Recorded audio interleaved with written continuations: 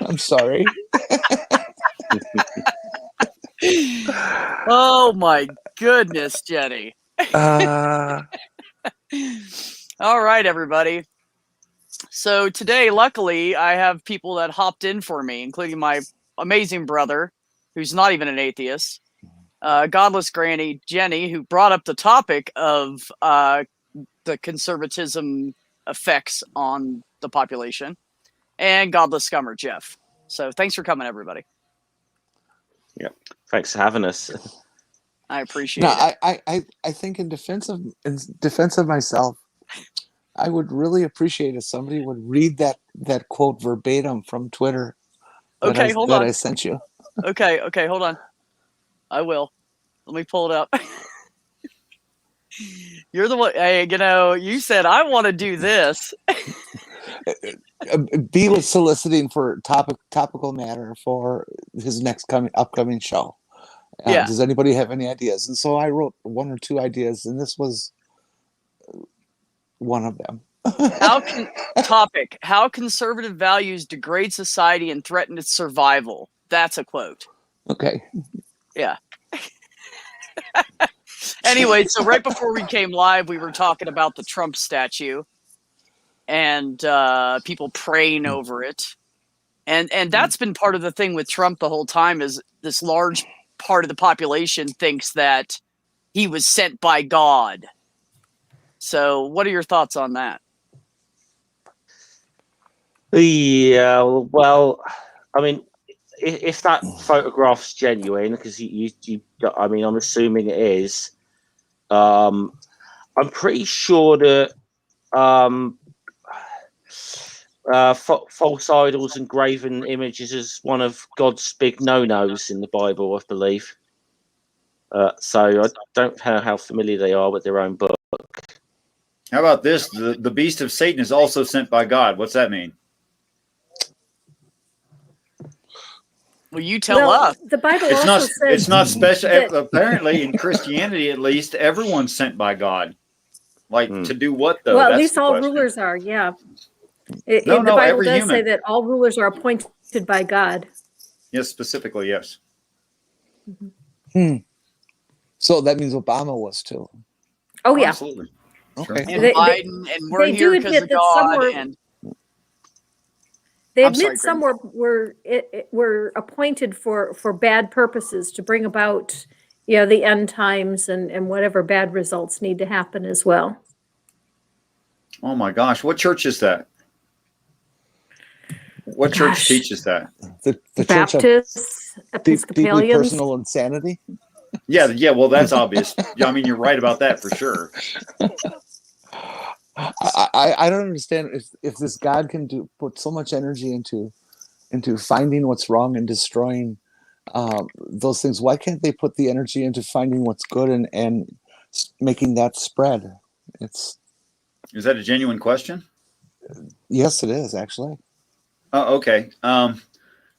The reason that we have empathy and understanding of others is because of negative experiences in our lives.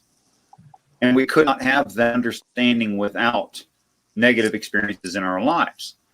So I can't understand a terminal back injury.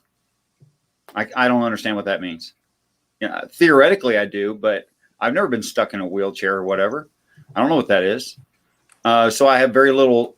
I have sympathy, but I have no empathy for it. I don't get it, And so all of the negative experiences I've had in my life have grown me to understand certain things.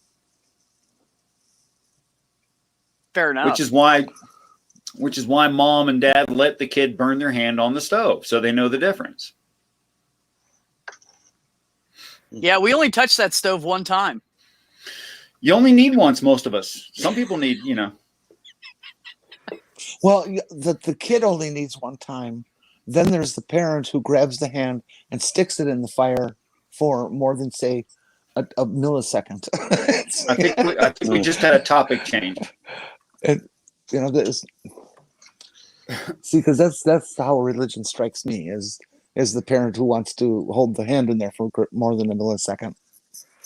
Or the I parent can who says you understand. told a lie, you need to be in the fire for the rest of eternity.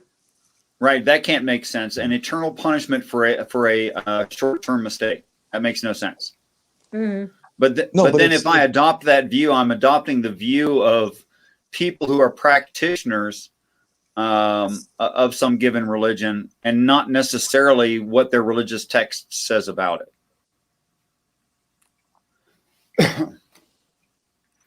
That's something I'm currently trying to explain to some people on Twitter that, they keep asking me, well, what happened that caused you to leave the faith? And I keep trying to tell them, it's not that something happened. It's that I started focusing less on what religion does for me and more on what about everybody else? And when I started thinking about everybody else, then the whole thing just doesn't make any sense anymore. Everybody else, like, sorry. No, go ahead. Everybody else who's not in the quote unquote right religion, that kind of Correct. everybody else. Okay. Yes.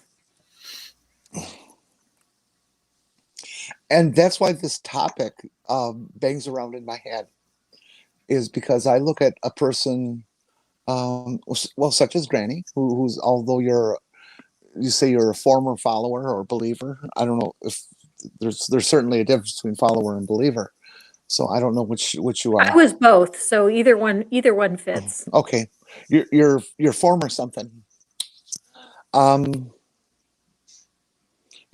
I know lots of Christian people, primarily left wingers, who are very pure at heart, and they proclaim their religion, and they'll witness to a certain degree, and they live what appears to be the Christian kind of life that I was brought up as a Christian to think that one should live. I gave up on religion a long time ago, but these people seem to have hung on to it and learned and put it as part of their lives.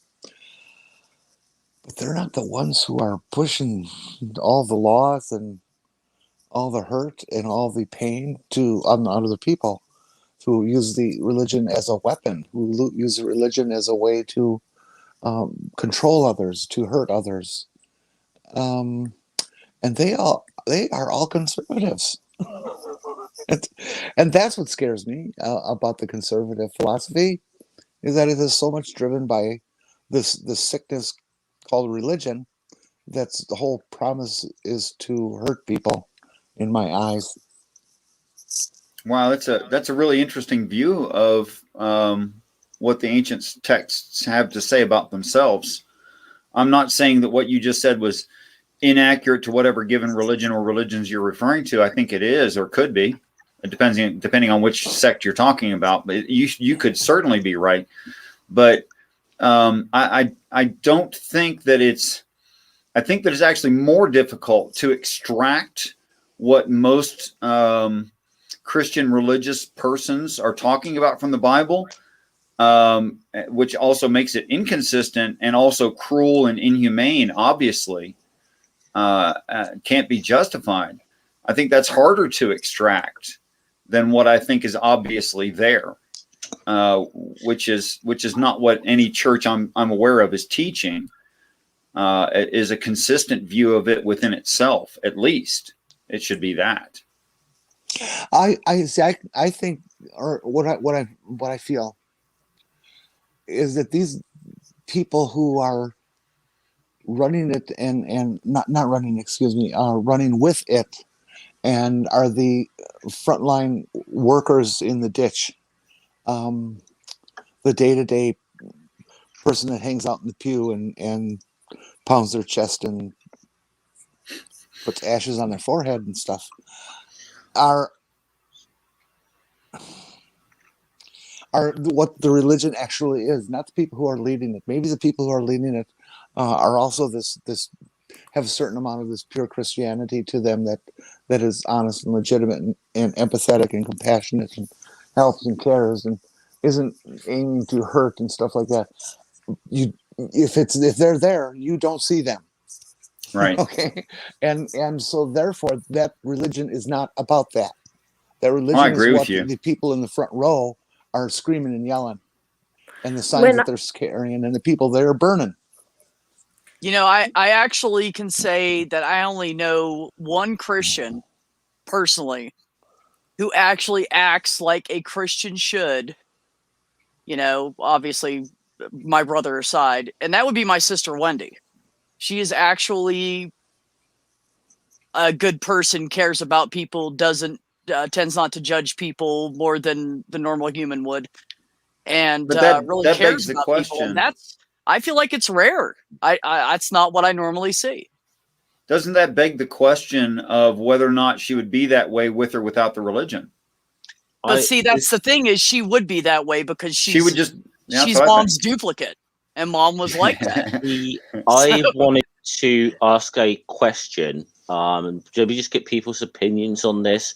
When we Okay. talk about conservatism as a sort of political philosophy, if you wish, is that something we can, you know, does it go hand in hand with religion? Because I'm not entirely convinced it does. There is such a, of course, religious conservatism is a thing. It's certainly a massive thing in America, but is it necessarily, you know, because there's all sorts of ways you can look at conservatism, whether it be sort of libertarian conservatism, fiscal conservatism, national, just traditional cultural kind of conservatism. You know, so is it something, you know, that is it something that is that something religion is necessarily part of conservatism as a political and social philosophy? 'Cause I'm not 100% convinced it is. I think it is about 75-80%. I mean, think the maybe real not completely, but abortion is no question the polarizing issue. Yeah. And if you didn't have the issue of abortion, I think you would see a lot of Christians that would move to being more democratic, because the democratic philosophy is more support the poor, support the working man.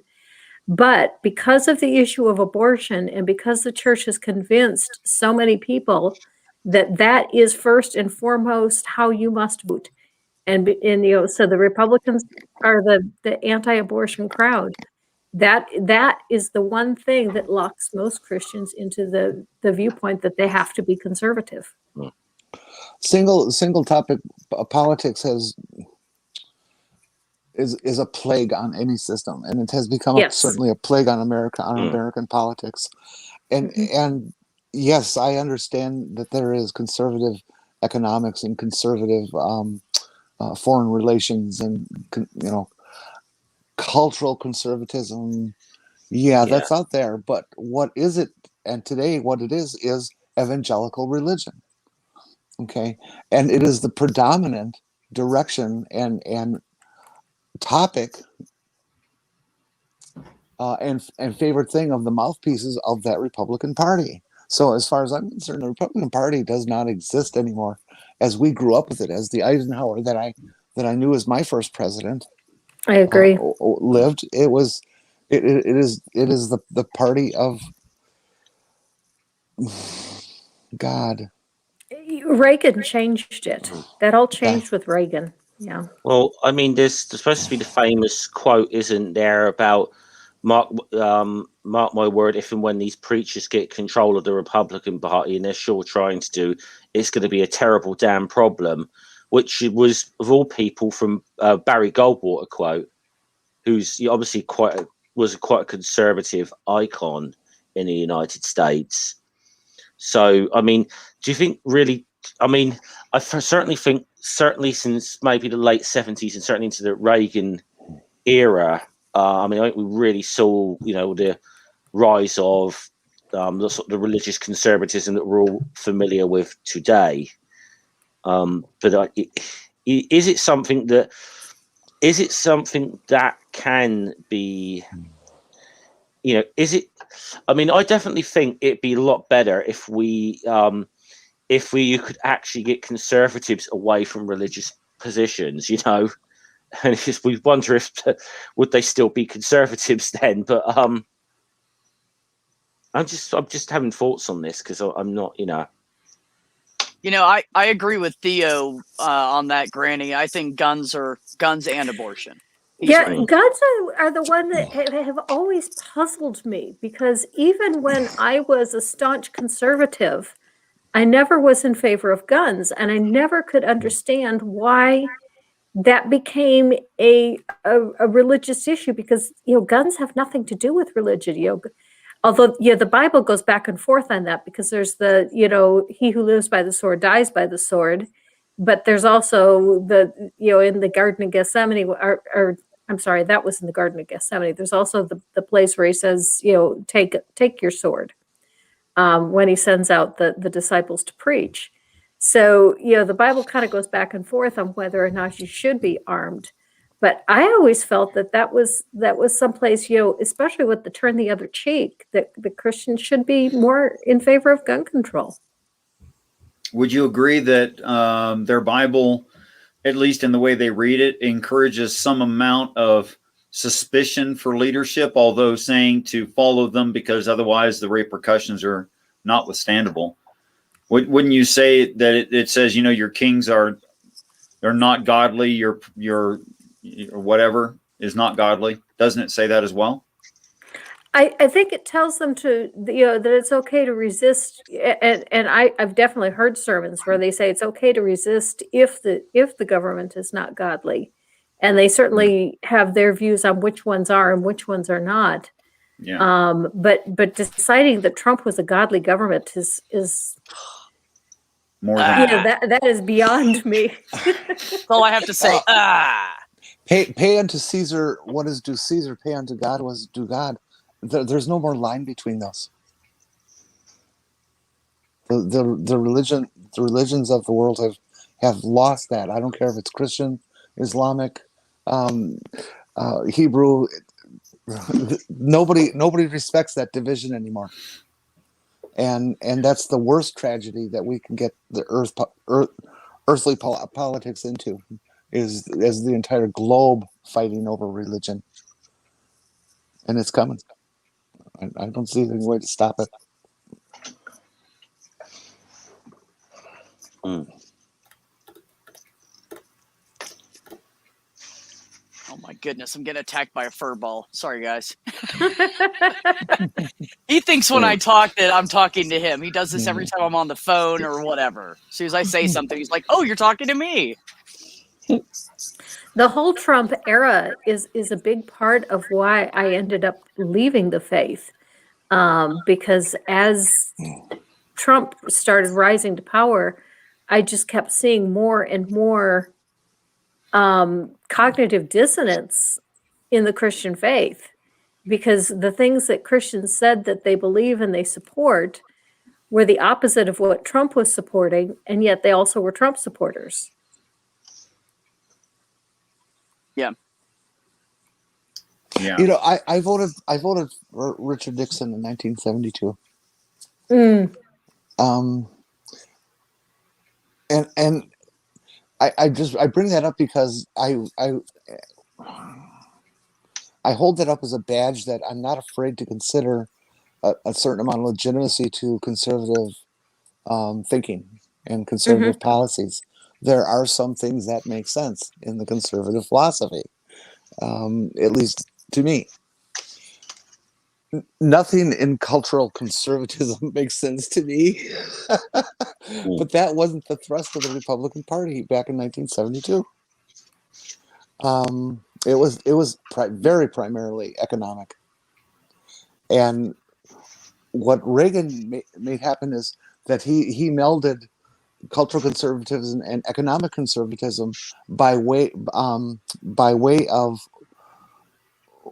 racist beliefs about welfare and social programs. He made everyone believe that the only purpose of these programs was to give things for free to Black people, and that tapped into the rampant racism of this nation, which was even greater then, but it was much more hidden. And it's just fucking downhill from there. That reminds me of when I was a college student. Nancy Reagan came to the university where I was and was campaigning, and I got to hear her in person. And one of the things that she said did exactly what you're talking about, tying religion and fiscal conservatism. It was one of their platforms was, we are going to see that men are paid enough that women can stay home where they belong. Did she bring her teeny weeny gun? I did not see a gun. For those who don't know, back then, one of the things a reporter asked Nancy Reagan was, "Well, do you own a gun?" And she says, "Well, I just have a teeny weeny gun." You know. Do you remember those little keychains that were guns and you could flick it and it was a lighter? That's what I thought of instantly. Well, in 1980, I won a Nancy Reagan lookalike contest on the inauguration evening, and my reward was a teeny weeny gun. That's great. That's great. Oh, Nancy. Yeah, I never did understand that. You guys talking about the gun thing. I don't understand how people who say that we should all love each other and everybody should be inclusive and blah, blah, blah. And then they're like, but don't take my guns. Okay, First of all, let's just get this out of the way. Nobody's going to take your guns away. That's not going to happen. It's written that that's impossible. Nobody's going to overturn that or change that. But I just don't understand that. I don't understand how people are supposed to be loving and kind want to have AK-47s in their house. You don't need that for home protection anyways. My stance is guns are fine. Home protection is fine. You don't need an AK-47. If you have a handgun and you didn't shoot the guy in the first 2 bullets, you should have ran to begin with. If you want to have home protection, go out with a pistol and practice so you're good at it. And then all you need is that pistol. You don't need an AK-47. I think the constitutional... I had a friend at church that I asked... Go ahead. Please. Okay, now she's frozen. I had a friend at church, and I asked her that very question because I had that very question myself. And her response was, but it's fun. I mean, it is fun. I love shooting guns. I could never shoot a person unless they were endangering my life, but yeah, they're fun. I admit, I could quite happily go down a shooting range and shoot at a target, but at the same time, I almost look at America and think maybe you guys need your guns taken away from you until you learn to be responsible with them. I mean, it's just, I think it's such a it's just very difficult thing for me as an outsider to kind of get my head around is US gun culture. It's just something I personally, it's something I just can't get my head around. But then, we just don't have the same, guns are just not like a part of life here the way they seem to be in the United States. Jeff, I think the original constitutional right was based on the idea of a free citizen being able to protect themselves from a homeland military armed force. That's the intent, which is why it originally allowed for you having anything that the military has. You can have the same caliber of weapons. With the same repeated fire and firing rates and same powder amounts and projectile size and everything. You can have all that. Well, yeah, now, actually, I was going to say, theoretically, if you were to take the Second Amendment on its face value, yes, it doesn't necessarily, it just specifies arms. Right. And I think you've also got to understand that a lot of this, because there's the part in this about a well-regulated militia, you've got to remember that this was written in an era when sort of very much it very much was a sort of 18th century sort of liberal establishment and view actually held by a lot of conservatives of the period as well, that standing armies were not a good thing. It was an infringement on liberties, and the idea is you'd have like militias and so on that you would call up in times of war. So I think the thing was that the original plan was, there was not supposed to be a standing army. And this was very much. I mean, it's very similar things happened in Europe, although Britain always did have a standing professional army since the Civil War, I think, really. So The original intent of the Second Amendment was it was never intended to be a personal right. It was supposed to be a right of the state to have a well-armed militia. It was never intended as a personal right. I'm gonna have to say that Granny's right. He knows about laws and shit. I only took a 10-credit class in constitutional law. Oh, is that it? Oh, well then just be quiet. No, I'm kidding. 10 credits. That's probably how many hours? It's 2 semesters, 5 days a week. so But that's not including extra class time stuff outside of class. It doesn't include. Here comes Oh, well, that hat is So- amazing. So Granny, what you're saying is that you probably know a little bit more about the Constitution than the guy who carries one in his front pocket. Correct. Although I would not claim to know more about the Constitution than Seidel. He definitely knows more than I do. Plus, I haven't done a whole lot of study since I graduated in '89, so because that's not the area I went into. So pre-1989, I've got a pretty good handle on, but post-1989, I don't. Will, welcome. How's it going? Thanks for That coming is in, one buddy. heck of a setup there. I'm loving that Texas tin can or 10 gallon. That's it. That's what I meant to say. Well, I work. I work outside, so you need a big hat when you're outside all the time.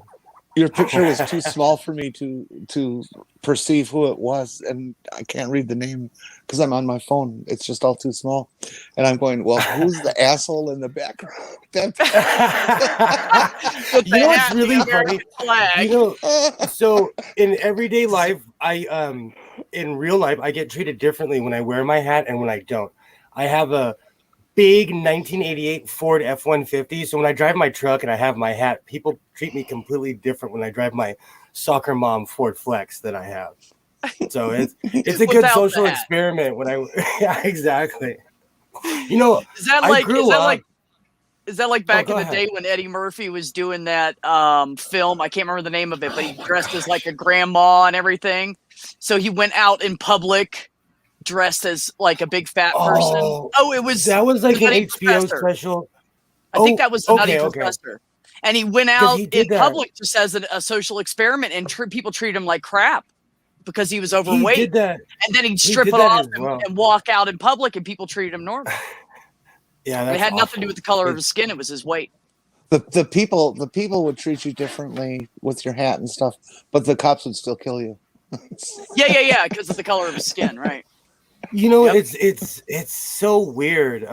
Where like I live in the area where most of the cops live, so it's strange when I get pulled over around here. Like people pretty much leave me alone. When I get pulled over in LA, I'm like, my heart's beating out of my chest. It's sad. It's sad but true. If you reach for a cell phone or anything, Well, you know what? That's tomorrow, Wednesday's topic, buddy, and you should come on for that. I will. I have the suburban version of it. Yeah. That's good. I mean, I'm cool with it. Whichever. I Anyways, grew carry up- on, Granny. We were talking about go ahead. guns. And Oh, I stuff, was done. and I think I interrupted. Oh, next. My dad I was raised by both parents, but my dad was a heavy influence, and he was a Vietnam veteran, and so I grew up with that kind of fundy. You love him. My dad, we used to call him Sam the Eagle. On Sesame Street, there was Sam the Eagle would say, "My country, right or wrong," back in the day. So I grew up with that propaganda, and it wasn't until I went overseas and kind of went to different places did I realize how indoctrinated as Americans we are. And to go back to the guns, in the 80s, there were massacres around the world. Port Arthur, there was one I can't remember. My notes are on the other side. But what happened is every country started banning guns and outlawing and having, comprehensive gun laws, except for America. So every gun company on earth started advertising towards us. And in the 80s is when the propaganda started. If you look at the old TV shows, Magnum PI was walking around with a real Magnum, because he was selling guns, So propaganda works. That's the sad thing about guns in America. There was a day when the NRA was a legitimate gun owning, hunting issues organization, that their magazine was about hunting and about gun safety and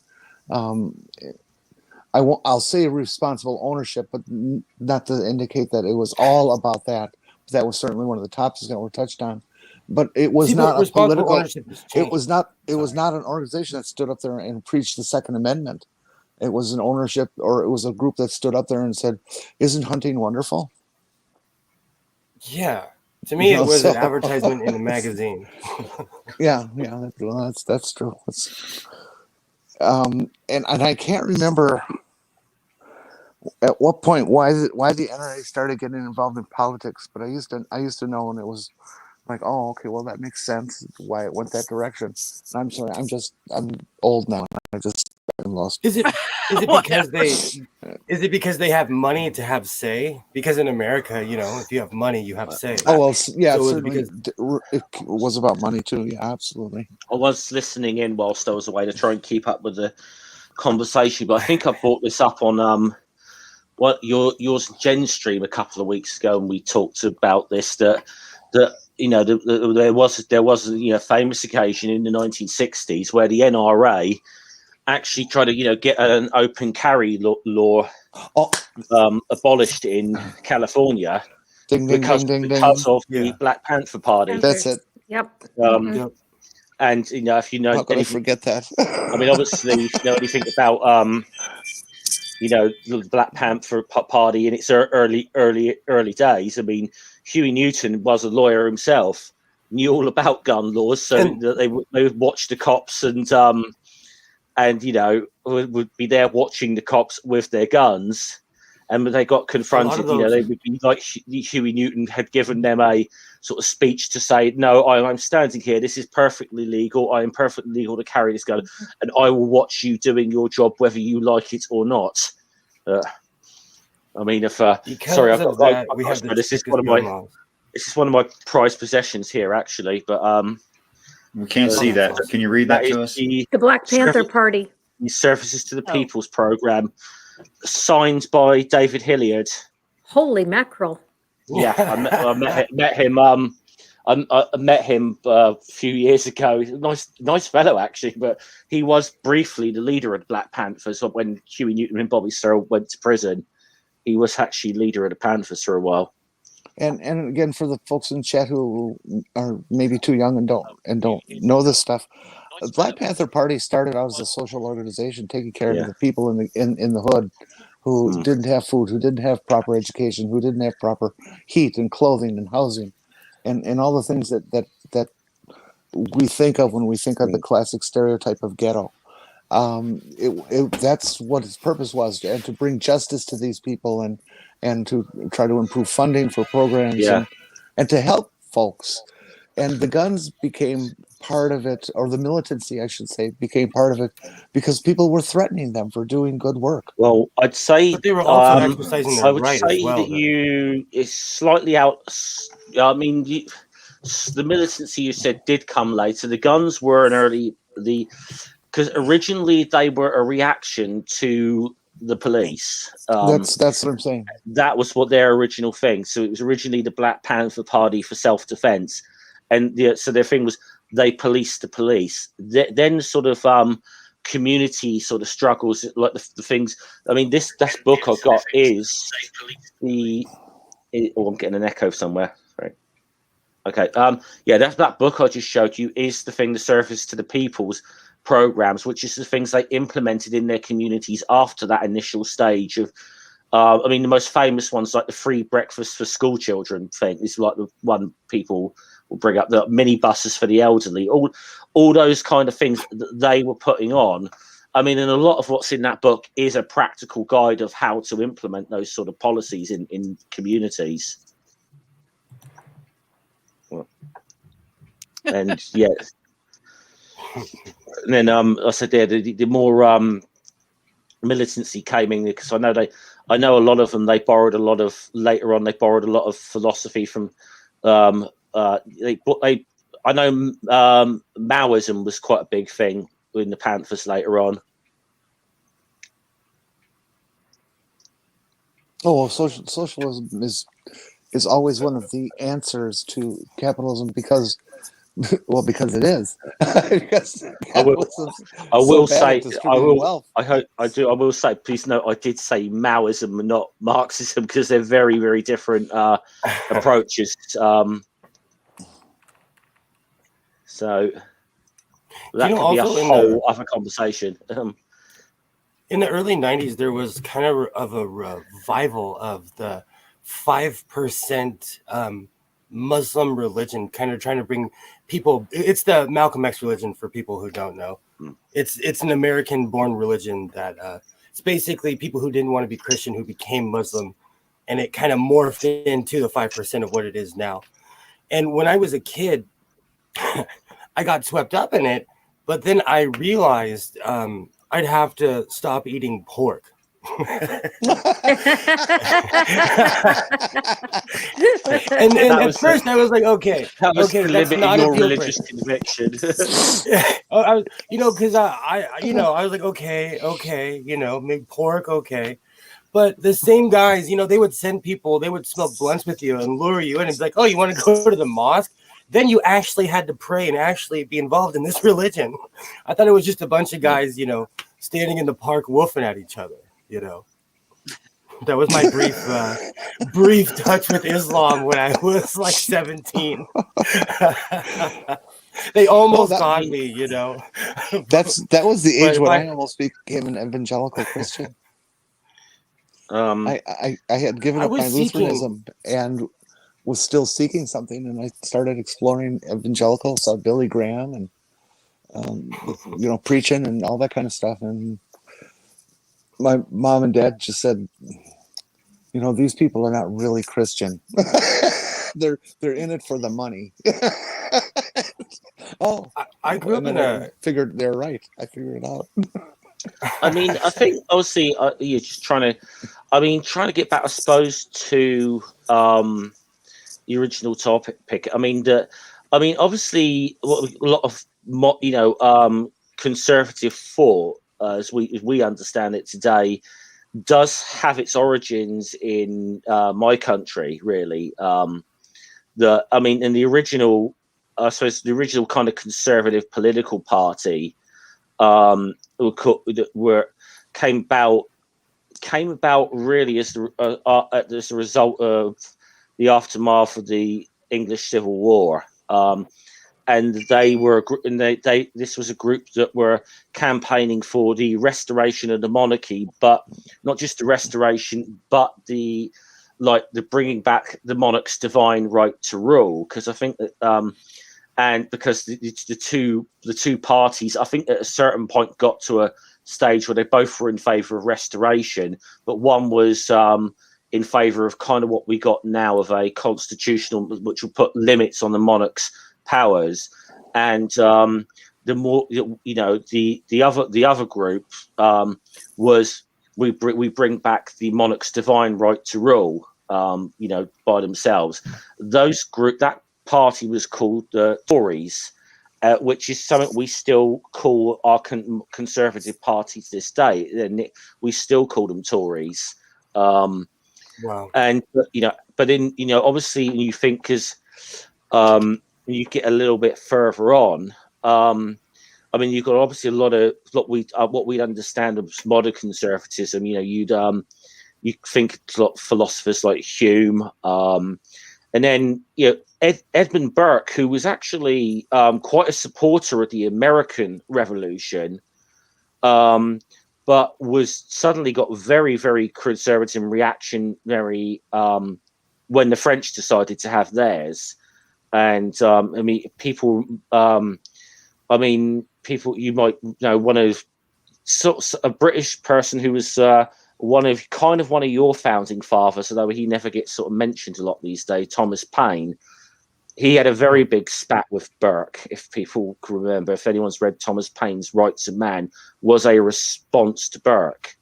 But in a lot of ways, but you also had the ideas of the sort of economic conservatism, like the Adam Smiths and so on, which is like the sort of conservative social ethic and ideas of private property and economics that encapsulates.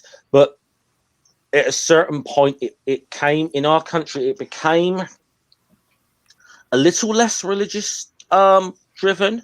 But that's not to say that that religion doesn't have an influence on conservative political thinking in the UK, but I don't think it has to anywhere to the same extent as it seems to in the United States right now. It's gone, something's gone seriously wrong in the United States. And Jeff, may I ask a question? Yeah. You're the history kind of guy. You love history and all that stuff. Was Edwin Burke shifting feelings from the United States Revolution to the French Revolution possibly influenced by the number and amount of investments he had in one place versus the other? That I couldn't tell you. Okay. I think, but if I was to make a guess, one of the big differences, I think, with the American Revolutionary War was it was still kind of fought as a war with the sort of leaders of both sides sort of being from, I suppose, similar social elites, the social classes. What I think terrified a lot of people about not just the fact with the French Revolution that it was on a doorstep, but it was like the masses taking to the streets for the first time. I think that's the thing that is terrified a lot of people. And I mean, Karl Marx famously referred to the French Revolution as the bourgeois revolution, as sort of being, the revolution of the sort of liberal capitalist class. But even when it came to the crunch, they weren't the ones that led that revolution. And then you'd see, and a lot of this, I think a lot of it was real class fear, is why you saw that shift. Because a lot of the sort of, liberal elites or whatever started becoming more conservative during the 19th century, when you started having like the modern working class, the proletariat, starting to get uppity and fight back. That was a game changer, because that was a real game changer and shifted a lot of these more elite liberal, believers in liberty from the sort of bourgeoisie kind of class to being way more conservative. And that's just my personal take on it. And as I said, better than my take on it. I don't have a clue. Yeah, that is just my take on it. And I just, for the record, I'm not a historian. I'm just someone that said I've got an interest in history, but I'm not a trained historian at all. So I just think I should get that out there for the records.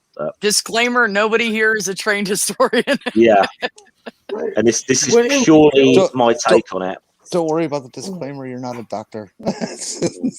Saying medicine. He just plays one on TV. Yeah.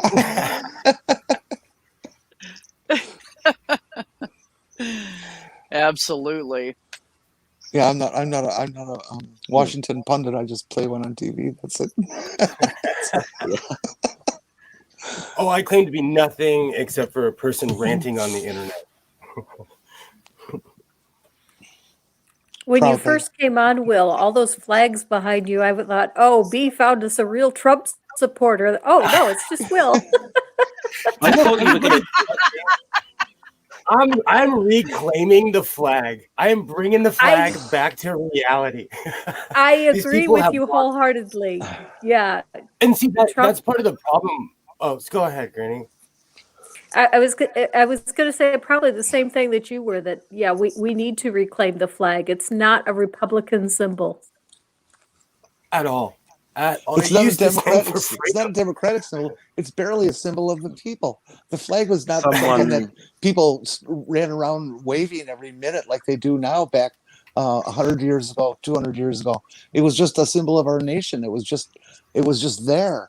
It's only been in the stupid patriot-based politics since the 50s that it's I'm been. sure somebody in the chat is going to be accusing Will of being a racist for those flags before long. A stool. Let me guess, stool. Three stools in the chat, yeah. We bat that back and forth. Actually, it was written that the flag was not supposed to be put on anything that was disposable. It was not supposed to be worn as clothing. Any of that stuff. And we have done that for how many years now? And it's actually written that is illegal. You're not supposed to do that. So when these people that walk around with a flag on their shirt get mad because somebody burned it, I'm like, hey, asshole, you broke a law too. It's actually not law. Yeah, I was just going to ask you. It's a guideline. Yeah. Is it legal to put it on your truck and drive around? I've always wondered about that. And no, I know you're really not supposed to do any of that according to as Granny said, the guidelines. You're not supposed to do any of that. You're not supposed to abuse it. You're supposed simply hang it up as a flag. Any other usage is supposed to be incorrect. Yeah, well, if you're a Christian, you shouldn't have a tattoo either. So because if you hang it from your truck and you drive around, if you hang it from your truck and you drive around, the ends start ripping. You have to get rid of it. Exactly. It's damaged. Exactly. And that will happen in the first week. So now Christians are going to start getting, or have started getting, tattoos of the flag, because that way it breaks two tenets at once. Right. Desecrating their body and they have the flag on it, right? Quite honestly, have you guys seen the pictures of what's her face praying over the golden statue? We mentioned that. We were talking about that earlier. Okay, I said that right at the very beginning of this. Yeah. You probably missed the beginning of this, but I did. They haven't read their own Bible. Wait. Will go. No, it just shocked me. Like when I saw that, my first thought was, "You guys haven't read your own book." That was my first thought. Well, I was not shocked at all when I saw that. I almost assumed that that's what they would do with something like that. The CPAC is so ultimate conservative, crazy, insane, evangelical that I just assumed that that's something that they would do. It didn't shock me to see it. Oh, it's Dogma with Kevin Smith. They make fun of this exactly what they're doing is in the movie Dogma with the movie The Golden Calf. In the movie, they're doing the same thing with Trump. It just shocks me as human beings. We don't learn our lessons. It's just still to this day, it makes me laugh. If there was ever a moment for the Christian gods to prove to all us like filthy atheists that he was real, and that he does not like people disobeying his commandments, he missed a great opportunity by not smiting them fuckers on the spot. For real, not even lightning, just flicker the lights or something. Give me a sign. Come on, that's your moment. Yeah, there was a brilliant opportunity. There was a brilliant opportunity to shut all of us atheists up in one go, and show people that no, I don't like my commandments being fucked about. Actually, Jeff, that would be a course correction from the Book of Revelation, which is already exactly what you're asking for. Explain. The Book of Revelation is, you'll forgive me my religiosity, but it's an evil nation needeth a sign. It's a series of signs for non-believers to make them believers. That's what the whole book is. Right. So to say it would have been a good opportunity, well, that would be a course correction from the original idea. And I'm not saying it's a bad idea. It's just not going to be necessary. It would be, a little bit extravagant, actually. As somebody who knows religion facts much better than I, is it true? I have been told this for generations here, that the Book of Revelations was not a part of the Bible. It was written by some of the people who translated the Bible as a way to sum up the various pieces that they picked and put in the Bible, to help sum up the story. That's Jenny, you could look at it that way, or you could say there's sections of the books of Enoch that are the Book of Revelation using different symbology. So you could say it was the first book of the Bible too. Interesting. Jen, welcome. I did not see you down there. I am so sorry, honey. So late. This chair is surprisingly comfortable, especially when she said she fell asleep in her chair. She fell asleep, didn't she? Yeah. I completely fell asleep in the chair. Hey, B, I'd like to try to. Granted, I also had a blanket. So. Oh, see, the blankie did it. Does it every time. What's that, Jenny? The blankie was so comfy. I'd like to try to bring this back to the original go title. To me the topic is then all the stuff that we've talked about of conservatism and how it brings religion in and these sorts of things. The question really is, how does it affect us in a negative way? And I think that we can look even at just the very shallow inch or two of epidural water. How's that one? And see that it is deeply damaging our nation. It is creating rifts of hate and division, unlike anything has ever in my lifetime of politics, and because it has become religion, not politics, and that alone, I think, is the number one damage that it does. The problem is that because the politics and the religion have blended now, you can't discuss vaccines without it becoming religious somehow. You can't discuss global climate change without it becoming religious somehow. You certainly can't discuss the human rights of transgender and LGBT people without it becoming religion. And facts no longer matter because it's religion. Facts and religion do not mix, never have, never will, and so they don't need those, and they don't recognize them.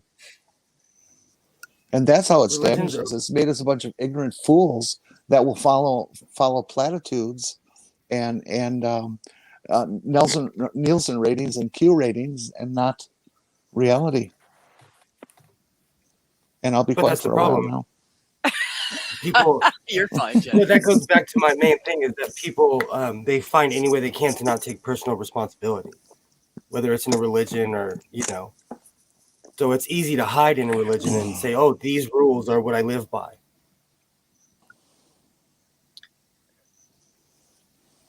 Robert, I'm going to respond to that my brother would tell you that the Bible hasn't happened yet, so there will be no historical record of anything happening. But there sure so better creation not be. Hasn't happened yet? Well, it depends on what you mean by creation, what you're talking about, what part of creation. No, that might be really? the exception. It really depends, though, on what you mean. Well, how about mankind? We Are don't we exist perfected? yet? Are we perfected? Oh, hell no. Mm-mm. We're all fucked up. Okay, does it promise perfection? Then creation's not done, is it? Oh my God. But God already rested. Did God rest? Let me ask you, according to Christians, does God work with man? Does work negate resting? Yes. Okay, then he's not resting. That's incorrect. There's been no Sabbath. I'm sorry. You asked. I'm sorry. No, that's an interesting idea. I like that thought. It's an interesting thought. That's why I don't mind, even though I don't believe in the Bible, I don't mind talking to my brother about it because he says things that I've never heard. And it's actually interesting and it actually makes more sense than anything I've heard in my life. And I've been to like 7 different churches. Where does this concept come from? Hold on. Hold on. I have to say this. Richard, why haven't you and that guy who talks about ayahuasca, you guys haven't posted in a while? I missed your videos. Oh, thanks. I used to no, for real, I watched all of them. Even though They're it's not, interesting, aren't they, it's Will? not something I believe in. Yeah. Absolutely. Well, absolutely. I went and worked with my sister for about a month, and that's why I haven't been around. But Mark of Legend or Megon Christ and I will be doing other shows in the future. We just don't know when or what that will be exactly.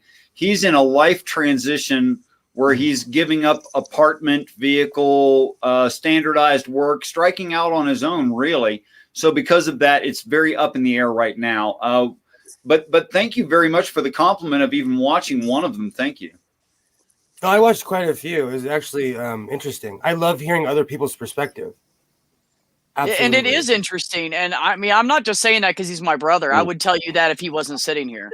It literally blows my mind, some of the shit he says, and it makes me question things more than I ever have as an atheist. What is the name of your channel? Whatever the fuck you want to call me. It's definitely different for I don't I don't mean that in a condescending way. It's different to have it's good to have someone with a lot of really different perspective on this. Well, if you're well adjusted in the sick society we call Christianity, then that's no compliment for sure. No, the name of the channel is exactly what my screen name is, Jenny. If you wanted to give it a view, I'd appreciate it. It's demolish_doctrine Richard Madsen.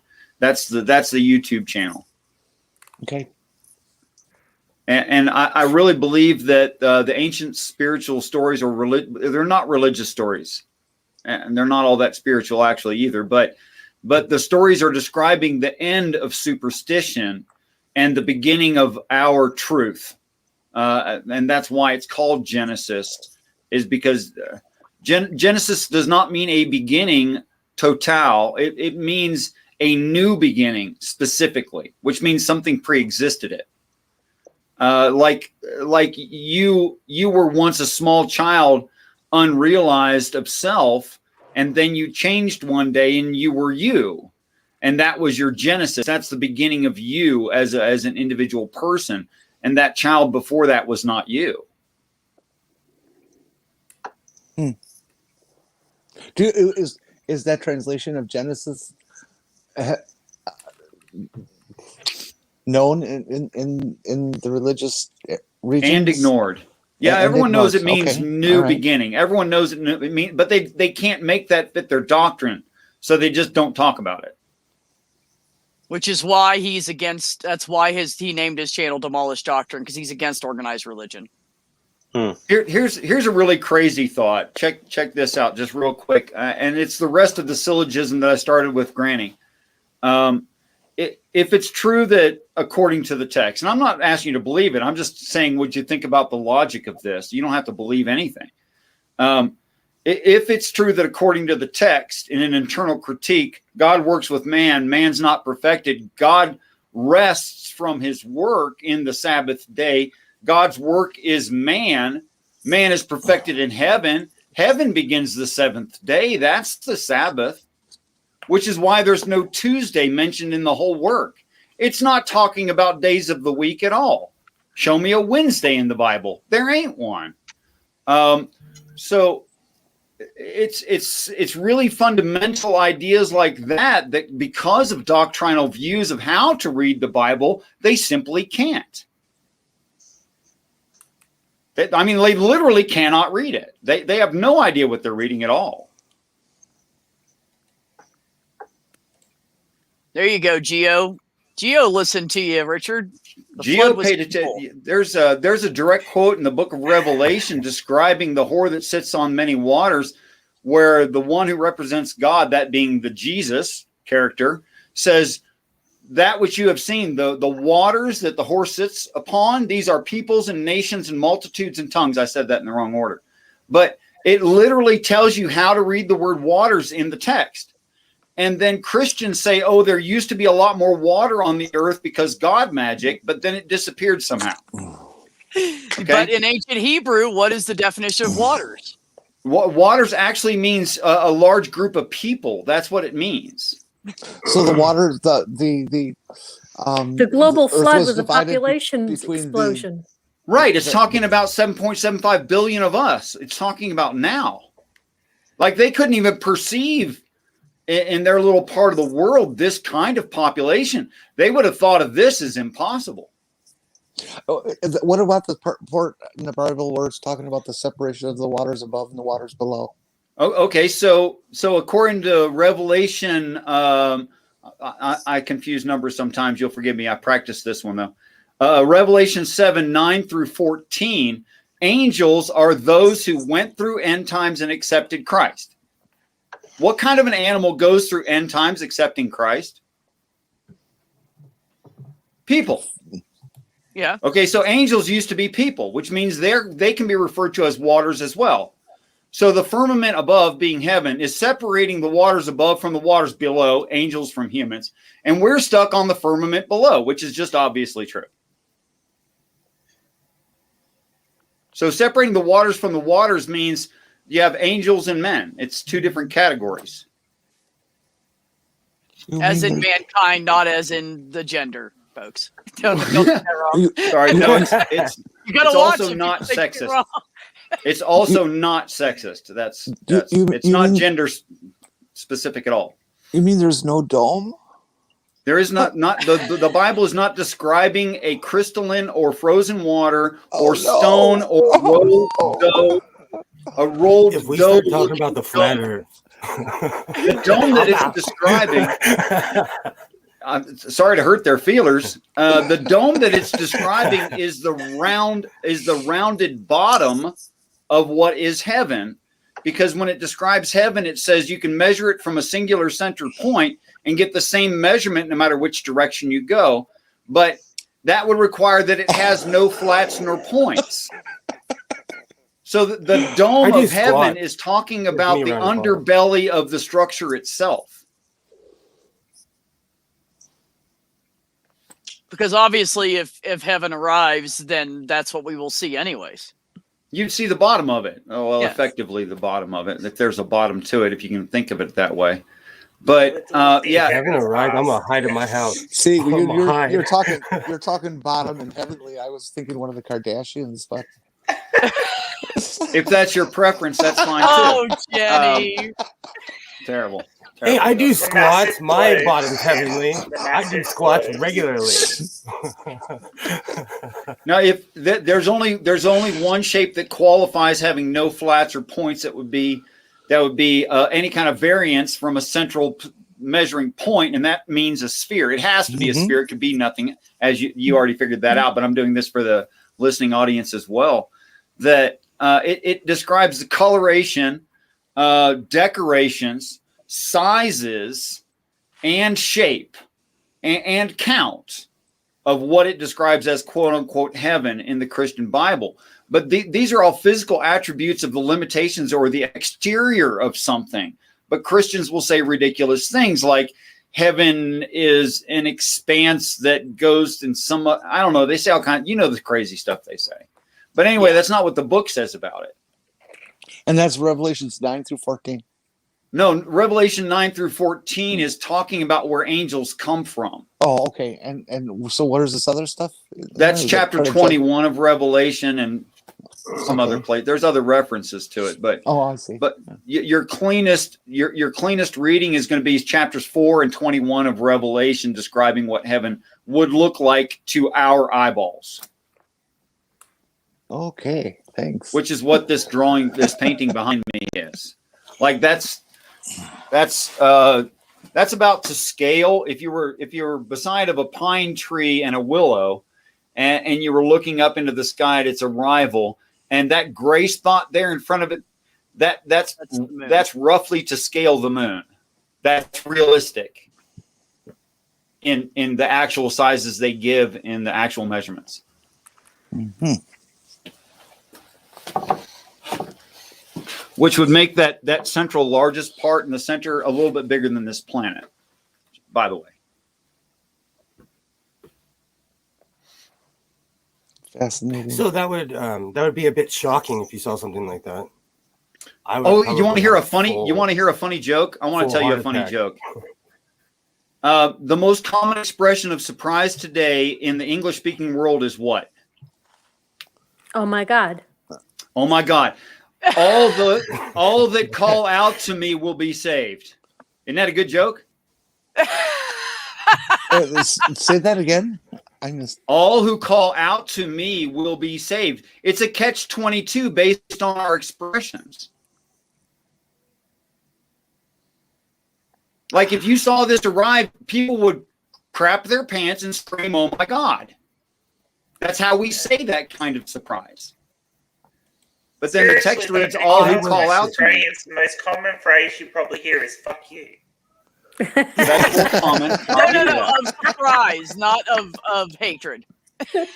You know, I watched a lot of Stargate, so I've trained myself. When I'm shocked, I say, "Holy smokes, Bullwinkle!" So I would be smoked within 5 minutes. Yeah, you're totally no. It is a good joke, though. I mean, I think it's a good joke. Yeah, that's pretty funny. I love how you connect things. I think that's awesome. Well, I'm an atheist. I should have my notes out. I'm an atheist who read the story with no. I mean, seriously, people say they have no presuppositions, but I really read it with no presuppositions. No kidding, and it just says what it says. I can't prove it, but it does say whatever it says. I think you're brilliant. He is. I mean, really, he denies it, but he is, and anyways. We've all got our own special kind of weird now, don't we? This is my kind of weird. Absolutely. I'd have to agree with that. Can't argue that point. Guys.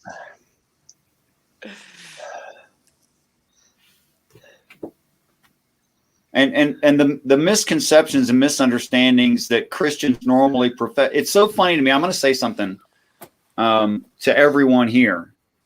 And I actually feel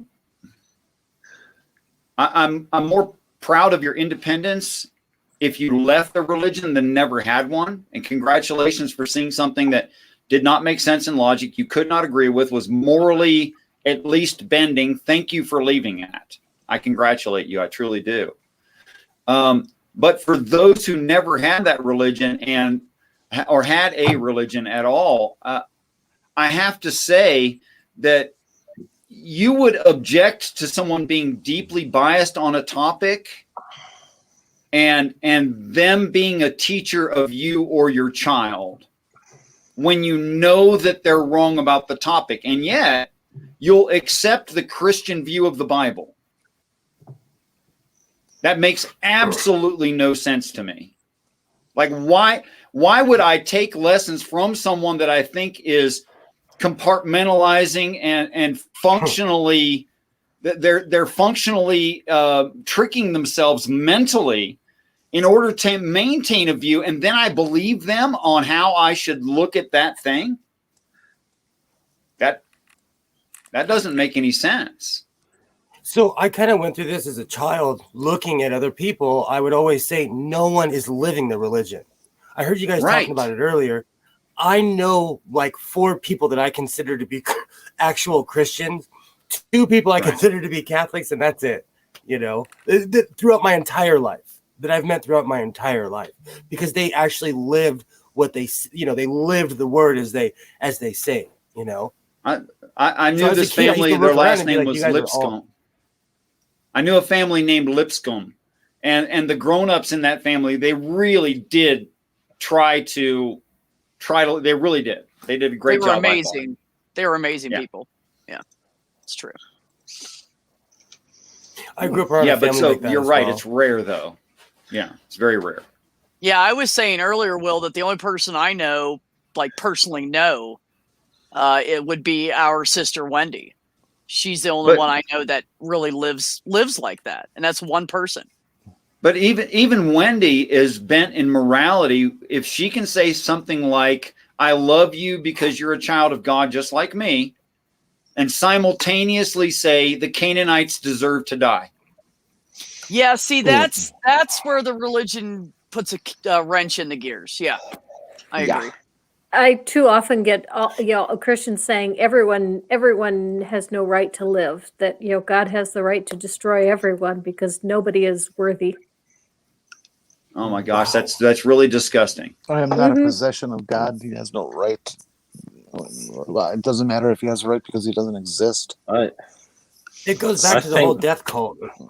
Rich, gotta say, still, Richard's beard puts yours to shame. It's true. It's true, That Stool. is You can't so- touch that beard. You cannot touch that beard. Hell, the There's beard has its own channel. I actually know a blogger who's got a blog called the Beard Liberation Front where he does Beard of the Year, and I'm like, you haven't seen Richard yet, so you have not seen. You cannot award it to anyone else. Richard, something that entertains my me is son. when you're talking, depending on how your head is angled, the glare from your monitors is in your glasses. It looks like your eyes are glowing. Should I be trying to do that or avoiding it? I don't understand. I think you should keep it. We lost Will, have we? I'll be back in a second, I'm sure. Oh, I'm sure. Granny, we I got know way you off said topic, but it was interesting. So yeah, Granny, I know you said you couldn't stay too long, and we're past an hour. So if you need to hop out or something, don't be afraid to do it. It's not a problem. I'm just hungry. Oh, now you want to eat? Oh, Yeah. These humans are so needy. oh,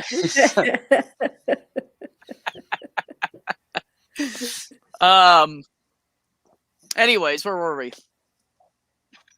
I was in the middle of killing the conversation.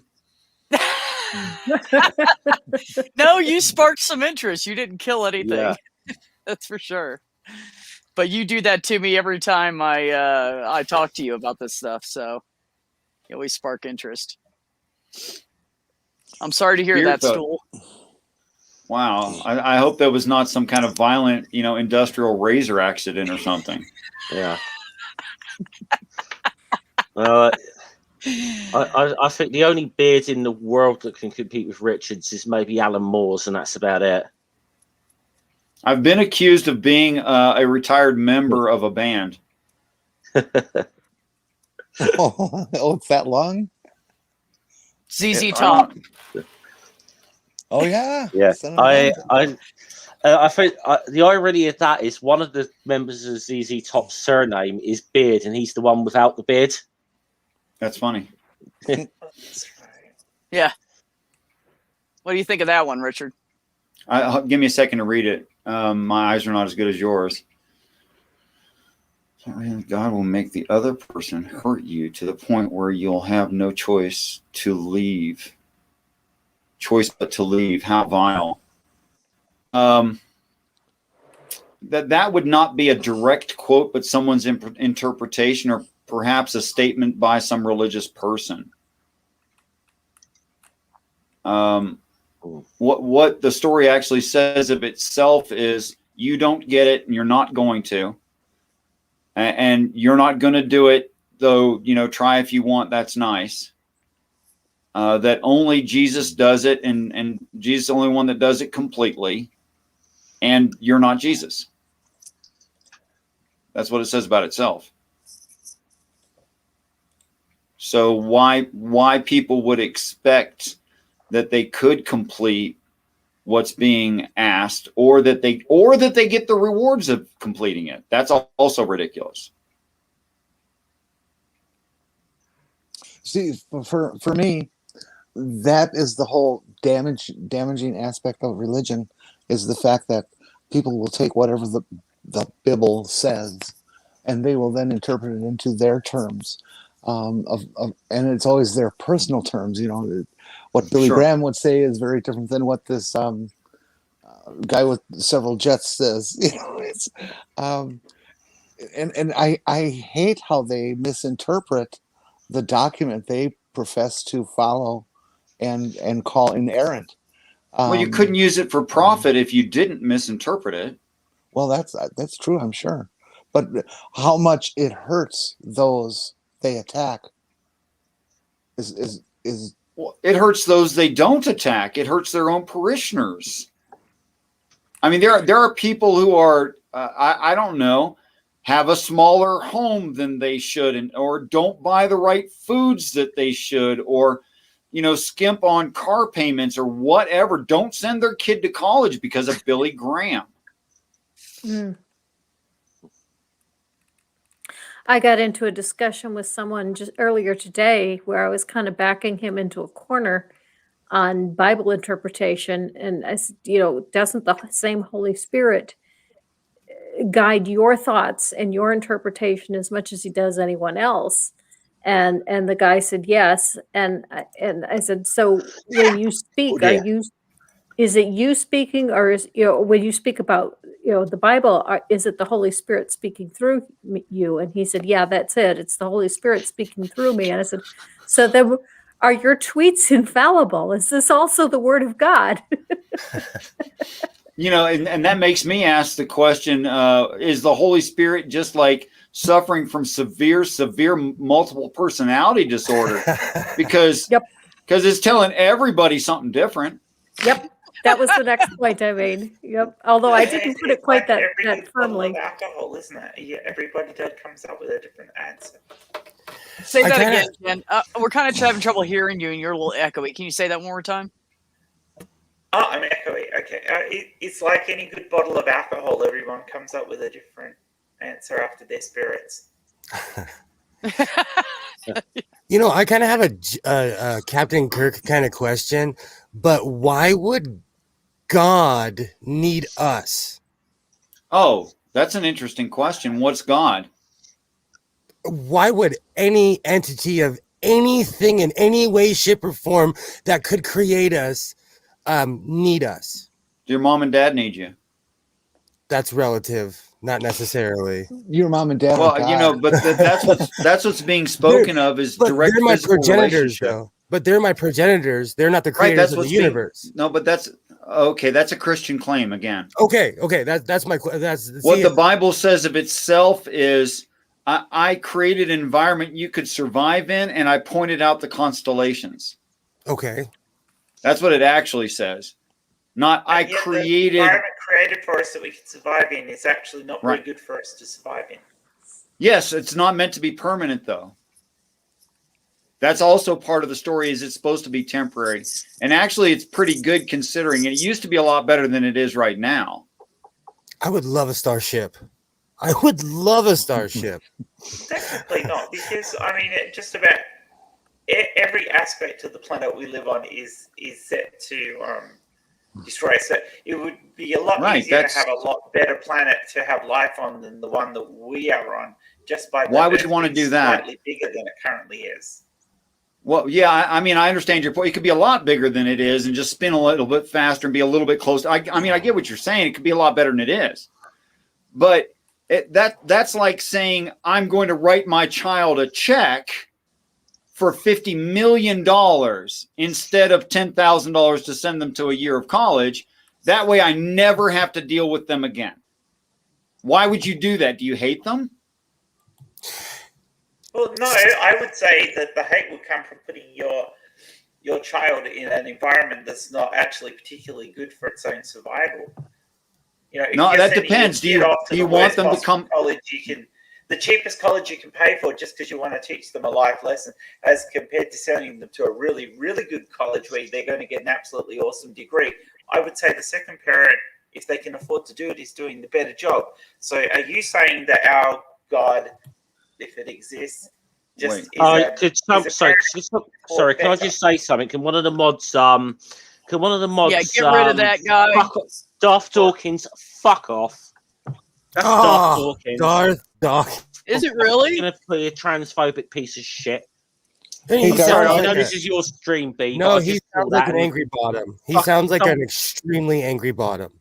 He is. If you ever want to hang out, I'll give you a hug. We'll go drink some coffee. When I've tried to hug Darth Dawkins. It doesn't go well. No, he interrupts. He's an absolute jerk. You can hug the bucket, but not the. Would you like to meet me in a dark alley sometime? Jen, I think I understand the spirit of what you're trying to say. Okay. And if I don't, please correct me, because it could be I'm mistaken.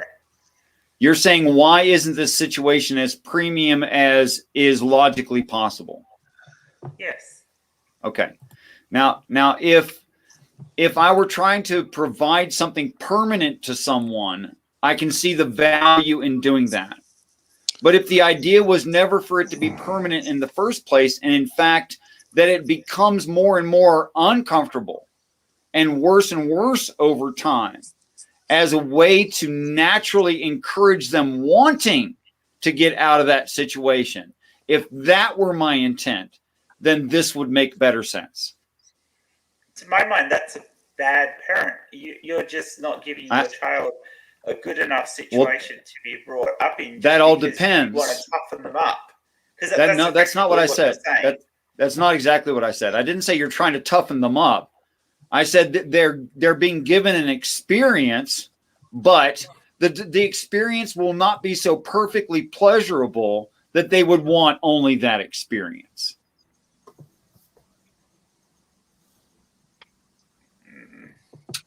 Now, that may not sound very nice to you, but that's sounding not nice to you is based on a presupposition that there's no such thing as heaven. This is all we got, which may not be true. There could be a heaven. I'm quite okay with that. I am firmly against that, and that's only from personal experience. It's only from. I think the idea that you'd put your child in an environment that isn't so great just because you want them to want for something that's better. Okay, so if you're asking me to make an active decision to do that is an asshole. Okay, let me ask you: is the sun getting smaller? Will it go supernova eventually? Ours won't. It could go nova or supernova at some point in the future, could it not? Our star can't go supernova. It's not big enough. Okay, then it could go nova, but still, all in all, the idea is that every answer, no matter what we do, aside from get off this planet, the answer is death for the human race. That's the answer. Well, it's going to end in ice. This planet, because we're going away. That's still death for the human race. No, I agree. No, the sun is going to expand and consume the first 3 to 4 planets. And they're supposed to become a red dwarf and then etc. And we're swallowed up and no more. The moon will be a lot prettier for a short time. But no, the eventuality is we can't stay here. That's the eventuality. Okay, so we would become space travelers eventually just to survive. Right? Either that or extinct. Yeah, exactly. It's either that. Yes, it's either leave or die. That's right. We're going to become Battlestar Galactica? I love that show. I absolutely love that show. Well, here's what you said, Jenny. I jumped shocked for a second. Did you say the sun's not going to explode? It's going to expand first and then throw off its outer layers and then compact. Well, yeah, I didn't say explode. Yes. No. Well, regardless of the mechanics of exactly how we would die in some kind of situation like that, still ultimately the idea is we would die. Okay, that's the end of the human race on this planet either way. Okay, so we would have to become star travelers, but then we need resources, which means we have to go to some planet that's like this or find resources like this and create artificial environments like this. We'd have to do something like that. Okay. So we've already picked out some planets that they call Goldilocks planets. We already know because of refraction from satellite photos and Fraunhofer lines that they have the right kinds of gases, that there's green plants there. We already know this stuff, so we're already planning on going there. But part of that going there, and at our top speeds right now is a ridiculous amount of time, part of our going there is we become part of space travel. That's what we would be doing then. Deep space exploration and travel. Well, there's not 100% likelihood that there is other intelligent life out there. There's not 100% likelihood, but by golly, it's pretty darn likely. And to say, why haven't we seen them, or the Fermi paradox is to say they're so stupid they couldn't hide. which is a ridiculous paradox. It's not a paradox. You're just asking them to be stupid. Okay? So what is being described is our acceptance into a larger galactic community. Now, how it became religion is another topic. Okay? And why people think it's magic and stuff is, well, there's an old expression, sufficient technology would be easily mistaken for magic. I think that's exactly what happened. So there's stories about technology, but we've held on to tooth and nail to these ancient ideas from those people at that time that it's magic. So we're still saying, oh, magic, magic, God magic. There's none described. My opinion. Fair enough. We need to have a big, long science talk sometime, Richard. Anytime. I would happily. Yeah. I'm really not to worried anybody, about. literally. I'm so excited that I got to see this face to face. I'm so excited I got to see. That's why when I saw Richard, I was like, oh, I got to jump in. I got it. Oh, it wasn't about me, huh, Will? It's not for B here. You know, it's like People would enjoy that. Granny, Well, let's you go. guys- We're you not know what? needed here. You guys let me know what days and times are good for you in the next, say, week, and I'll set something up. Awesome. That sounds like Monday. I would love to have you guys I all said, together. Like this again. I've just been sitting back, just enjoying this one, to be honest. We got well off of the original topic, but it's been really interesting just to sit back and soak this up, you know. Jeff, what stream of mine has ever stayed on the original topic besides my BLM streams? None of them. Yeah, probably not. Yeah. Has anyone's streams ever actually stayed on topic for the entire show? Well, I started No. I started this diversion when I started asking about the waters, the definition of the waters, because I was going to lead that into the basic question of or idea, I should say, of how often the current religious fervor badly misinterprets the Bible's original language into interpretations that fit their agenda. Oh, definitely. The big one of today being that Leviticus does not discuss homosexuality, but it's discussing pedophilia. I don't think the average person has read the Bible, though. Well, People I know that are religious couldn't give me a verse, you know, if you asked them. Again, though, it also, which version of the Bible are we talking about? I mean, Well, let's limit ourselves to King James because that's it's the most probably common used. KJV seems to be the one they, the one most of them use. I grew up on the NAB. I grew up on the New American Bible, the Catholic version. So when I got to the the King James version, it's like something that's meant to be read aloud in a crowd of people. The Catholic Bible is written in English, so you can interpret it. You know. Hey, Will, have you ever looked at the Matthew's 1537? In the Catholic version or the No. King James? The original Matthew's 1537 Bible. No. Check that one out. It's totally different. I have a Jerusalem. In the Hebrew. It's the least. It originally comes in Old English, and it is the least bastardized from what I know. No, it doesn't come originally in Old English. They interpreted it from something. This is a Jerusalem Bible, straight from Israel. Okay, so written in Hebrew. No, but it's translated from Hebrew into English, and it's not a different story, but it's written different than the King James, you know. And I got this when I was a little kid, when I went to Israel with my church, when I was a little kid. So, Bible. As opposed to the big kid he is now. Giant kid. Well, I get to be the real life Sanfordin son, so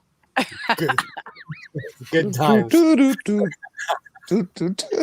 Once harmonica man teaches me that on the harmonica, it's over. It's over. I'm that all the time. I've been begging him to teach me. I absolutely agree with this, Robert. This is one of my biggest complaints The average Christian will go to church, listen to what the pastor or priest or minister or whatever the fuck you want to call him says, and then they go home and go, up. That's it. He said it. Now, that guy is saying the same thing that the people before them taught them to say, and the people before them taught them to say. And no one takes the time to sit down and then try to interpret in any other way, no one I know of, except for my brother. I mean, bear in mind that if you go back historically, one of the reasons they didn't want Bible translated into languages like English is the church didn't want people to be able to read it for themselves. I mean, there were obviously versions of the Bible translated into English before the King James Version. Oh, if you want to cry, look up the American slave Bible.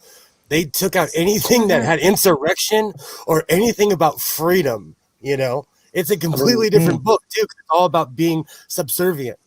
I mean, I think Back to your point, John Wycliffe who did the first complete translation of the Bible in the 14th century, and they were banned in the early 15th century. And I think Tyndale, who's contemporary of Luther, did a translation in the New Testament as well.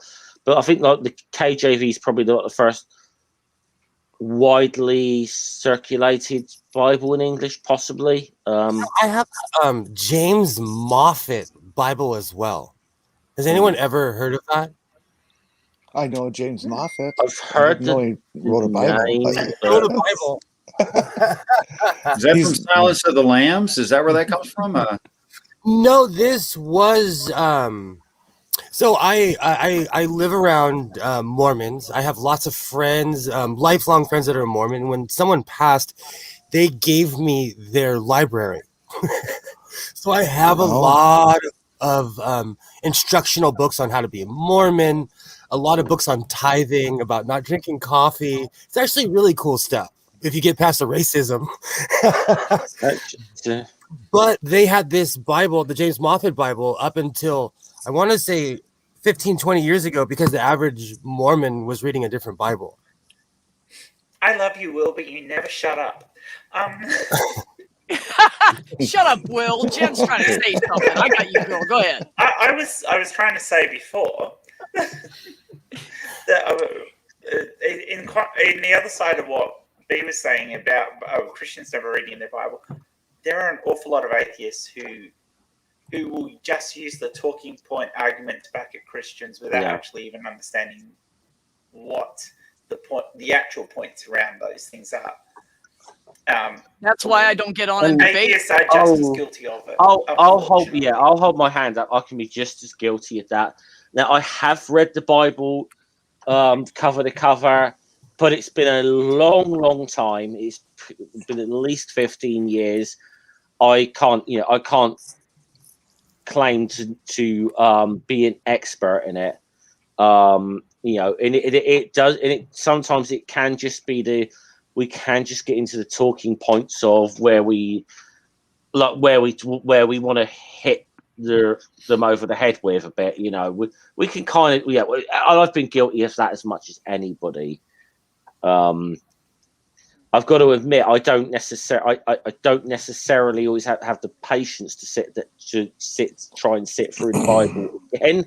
I've got to be honest. But mine is arguing with apologists. I don't have the patience to argue with somebody who's an apologist. Why would you need an apologist if your religion was as infallible as you said it was? Yeah, I've often said that a few times. But the fact that you've kind of lost when you yourself use the words apologist and apologetics, meaning there's something that needs apologizing for. So you're kind of lost already. But yeah, no, I mean I suppose it would depend to me on whether I would have a conversation with an apologist or not. It depends on whether they're actually willing to engage in honest conversation. Now, like someone who I won't mention who was in the chat earlier, I wouldn't have a conversation with him. I know that person's dishonest and just not interested in honest conversations. Tomatoes at him, though. But no, I'm not. All I'm saying is I wouldn't have a conversation with that person because I know that person is not interested in honest conversation. I missed what Jen said. I did too. Sorry. I said I wouldn't mind putting him in the stocks and throwing tomatoes at him, though. Oh He yeah. would still talk. He would still come with his presuppositions. Well, he's got How do you know that lines. tomato's He's real? got a pre-written thing he says, and that's all he Absolutely. says. And if He's you got it just agree memorized, with it, Beth. he just insults you. So you can't have a good discussion with him. Hey, you're talking over me. Hey, I'm allowed to. It's my channel, buddy. No, I'm kidding. Hey, No, hey, you Jeff, don't you want want- to do that. After You what know, he Jeff, said you about wanna hear- Randolph, I want. He said something horrible about Randolph. I want nothing to do with Darth Dawkins. He said some pretty awful stuff about Randolph Richardson. Yeah, but it's just Randolph. You know, it's I love Randolph. I think Randolph's awesome. It is right. Randolph. No, he got personal. It was ugly. Hey, Jeff, I would like to tell you the history of the Earth's shortest apologetic. You ready? Well, Multiple Earths. Done. There it yeah, is. fair enough. Yeah. If that's the answer, then all this actually makes sense. Did they get that from Marvel? I don't know. I'm wondering. Stargate had a great episode about that with the quantum mirror. Does that mean Christianity exists in the 666 universe, then, Jeff? 616 universe, probably. Yeah. No, the 666. No, There's no magic number, so it doesn't matter what universe it is. That doesn't matter. Richard. I would like, and it's not just me, but I'm sure there's millions of us on Earth who would like to see a solid written argument against the evangelicals and their proclamation of homosexuality is bad and sinful. And now that they've decided to determine that the Bible talks about transgender people. Yeah, of course they've decided that. An Here's the argument thing, Jen. against that as well. Yeah. The Christians can't read the word stone properly. Okay, they can't even do that. They don't know what the word sword means either, and they don't know what the word slaughter means. And that's why their view is inconsistent. Because instead of taking it figuratively as rhetoric, as the intent of the writing, which would make the writing consistent, they've decided it means to kill folks. Which is not... For instance, the word slaughter includes the variation of clapping. Will you please tell me how to clap someone to death? Yay! You No, could if but- you were the Hulk. If you're the Hulk, maybe, and if they have a heart problem, maybe, but to entertain, clap, amuse, cause change, cause their mood to change is part of the definition of slaughter. But Christians don't read it that way. Depends on Okay. what you mean by the word clap. Sorry, It means to put. That's very true. It does mean something different. And God gave them the Yeah. clap and they all cried. Not the clap, but clapping. It's a little You different. guys. Apparently, it does work. Clapping does work if you believe in fairies. Apparently, though, I heard somewhere, but Right. But The fairy but Jenny, clap. if That's different. if you've ever read the story of how to build an altar according to the Bible, what you're supposed to do, if it's not made out of earth, you're supposed to make it out of stone. You're supposed to make it out of 2 uncut stone with the word of God written in them. Now, that was a direct quote. There's no way to write into a stone without carving it. So when Christians say, oh, that has to mean a literal rock, I don't know what they're talking about. But if it's expressively meaning something that is like stone, something that's unchanging, something that unchanging has the word of God written in it, something unchanging that has the word of God written in it that's made of 2 parts. Is this starting to sound familiar? Because it's the Old and New Testament. That's what it means by stone. So when it says to stone someone to death, first of all, the word death there does not mean to kill them. Or second of all, it doesn't mean to kill them. It means to change their mind. Okay? So what it's talking about is preach to them till they change their mind. It doesn't mean It doesn't mean knock homosexuals in the head with a rock. It just doesn't mean that. You If couldn't it meant convince that, me. I'd be dead already.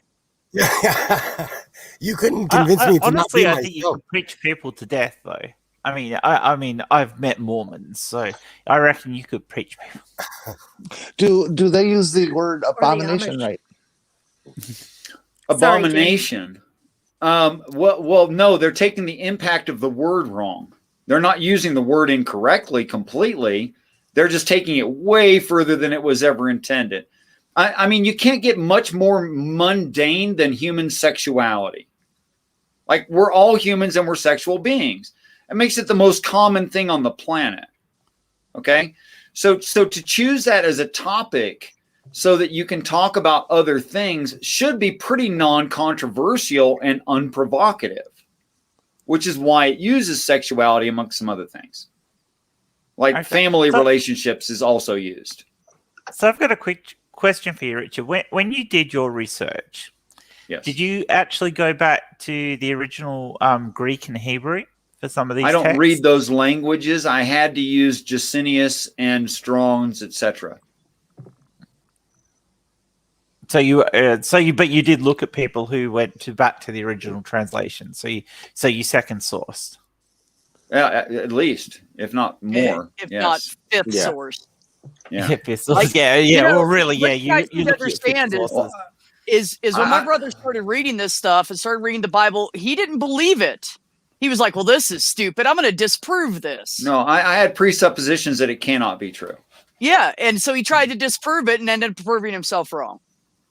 The more And I'm okay with being wrong. But no, what happened was I saw a reading frame that is actually consistent and comports with reality and is plausible in physics and science. But of course, I hear no Christians describing it. Because a lot of Christian apologists have no concept of science at all. Well, my mom was a science teacher. That doesn't make me a good student. But I mean, I've got some basic concepts down. My point is, if you look at things like answers in Genesis and even the Catholic Church, that their grasp on science is tenuous at best. Well, would you agree with me that there have in crustal studies that there have been 5 Earth-changing catastrophic events? 7. I guess it depends on which ones you want to include. You could say 7. See, this is the thing. You can cherry pick that as much as you like. It's the same when you're talking about mass extinctions. That Well, it depends on what you call a mass extinction. But there's probably been about 8 or 9. Just depending on where you cut that borderline off. Yeah, it mass does. Extinction. I guess it does. But it is subjective. It's way too subjective to just pinpoint an area. Well, okay, so it's not conclusive for me to say the following, that if there's been no Sabbath day, we're in the 6th, which means the history of the planet only makes for 5 days. Oh my God, it's only 4,000 years old? No, they're misreading that too. I mean, what's the chances that, well, first of all, what's the chances that you have a firstborn male? Well, it's about 50%, right? And then you'd have to, if you can use the lineages that way, the way you just referred to in calculating years, if you could use them that way, then not only did a long lineage of people decide to have males first and did, but they also named them in a certain order that are parts of sentences. Okay. And those sentences form paragraphs, form a continuous cohesive story. So everyone agreed and everyone did it. And I mean, statistically, that's almost impossible, I think. And wouldn't you just have somebody say, I'm not doing this silly crap? And you'd have some dropout at some point. And it wouldn't work from there forward. So to read them as an actual lineage doesn't make any sense. But to read them as another biblical story in the Old Testament, which is what they evidently are, is easy to understand how that could happen. That would be the begats, right? The begats, yeah. Okay. I legally changed my name because I had third after all of my my names of my real name, and when I came of age, I got it taken right off. You know, so Because you don't want to be the third anything. You're your own self. Yeah, it's just a long line of stuffy people I don't want to be associated with. I got you. When my grandfather died, my that was the first thing my dad did, is told everybody, do not call me Ed Morgan Jr. Yeah. Ed Morgan, just drop that shit.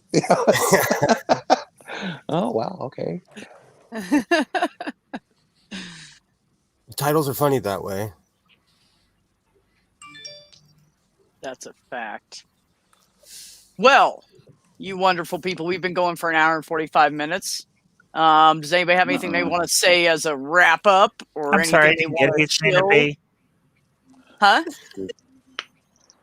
What, Jen? Richard, yeah, I go ahead, Jen. I'm sorry. Oh, I said I'm just sorry I didn't get here sooner. We'll do our shilling. You apparently I'll needed the probably nap, though. Yeah. Oh, I did. I was so tired. How many hours behind Eastern time are you? At the moment, 13.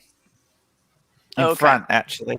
You're in Not front, behind. actually, not behind. In front. So you're 11 hours. No, you're Yeah, it's nearly 4 15 a.m. hours for ahead me. of me. And it's Tuesday over there. Shit, I'm It's confused. Tuesday. I was going to say, because it's almost 8 p.m. here, so yeah, it's going to be like 4 a.m. for you, Jed, isn't it? It is. It's 4 a.m. Yeah. I'm actually kind of shocked You're to see so you this sweet time. getting up for this. Thank you. I appreciate that. I thank you. I told you I would. I'm just sorry I'm late. I was late. It's all good. It's all good. I So should have got Will to wake me up. That's what I should have done. let's start with the guy on the bottom. Will, what you got coming up? So this Thursday we have the What the Fuck show, and our topic is I can't remember now. What is our topic? No, because we have so many. We have so many. Dystopia or utopia? What's the world heading for? It's a science. We're going to discuss it from a science fiction and a science point of view. Yeah, because we've had such. What time is that Eastern? 10 o'clock. 10 o'clock Eastern. Okay. Yeah. 7 o'clock West Coast time. And tomorrow. You should join us, Richard.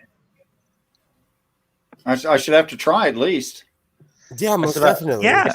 If I'm up, I will Yeah. join. You know that, Jen. But it is a big if I'm up, because it's normally like 3 a.m. in the morning when you start that show. I'm shocked when you join us. You're kind of like I am at the moment. Let's put it this way: when we're out of lockdown and whatever, the chances I'll be joining you is very slim. So, and then tomorrow I will be on Neil the 604 Atheist channel at 5 o'clock Pacific time. Nice. I won't be able to catch that. I'll be on Granny's. I know. I saw Granny's stream. But we'll get to that. Jeff, what do you have coming up? Right on my channel, Thursday, 3:30 p.m. UK time. So what's that's about 8:30 in the morning Eastern, I believe. It's I've been doing this little thing where I've been over the last few weeks where I've been going through some of the more insane side of Twitter, shall we say? We've been going through, like, I've done Pastor Greg Locke, Kevin Sorbo, Lauren Boebert, what's the name? Marjorie Taylor Greene, all that sort of stuff. I decided this week we're not going to go after a Christian, we're going after an atheist. Ooh. So anyone wants to join me to have a little look and a critique of David Silverman's Twitter? He's bad for my blood pressure. So we should not do R&R because that would all be rock memes. I've got almost too much respect for, even though I disagree with him at times, I've got too much respect for Aaron to do that to him. He doesn't. To be honest, Aaron does not often tweet out complete bloody insanity. No, he doesn't. Does. That's why it became a meme when he does. Yeah. So Okay. I've got that. So Oh, that's what I've oh, got, sorry. got coming up. Yeah. Okay. Granny. Tomorrow I have Bring Your Favorite Nerd Topic Hangout, and B will be there, along with, let's see, I can't even remember who's all going to be there. I guess it was Kitty, Sam is going to be there, Atheist Edge will be there, and let's see, is that everyone? There's one more. Oh, John, the amateur Waving. conversationalist, will also be there. And then Thursday at 2 p.m., I will be hosting S.J. Thomason on my channel, and we're just going to discuss theology. And then I've got a produced video in the works on the topic of why did God choose you? I like that. It's a response to Paul Washer's Why Did God Choose You? Nice.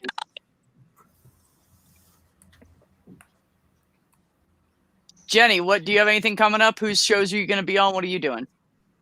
Well, I'm going to be on Critical Cripples Critical Questions show tomorrow afternoon in the States. That would be 5:30 Eastern, I believe, tomorrow.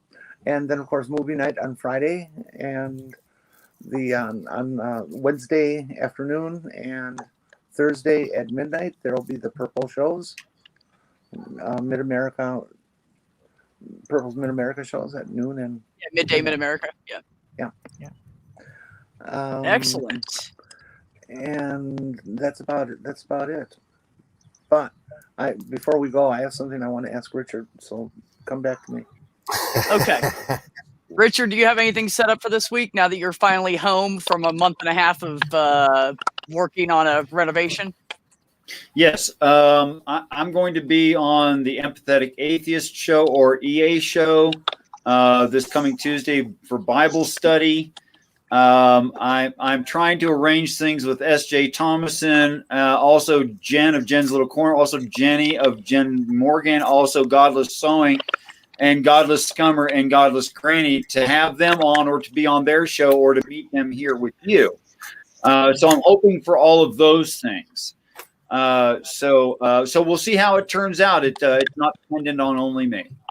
Well, I do want to say, while we're doing some shilling, tomorrow, of course, I'll be on Godless Grannies. Oh my gosh, these days are just messing with my head. On Wednesday at 7 p.m. Eastern, I'm doing a BLM stream, and I will have the usual suspects: Cynthia McDonald, Robert Reed. Hopefully Esther can make it. She's in the chat right now.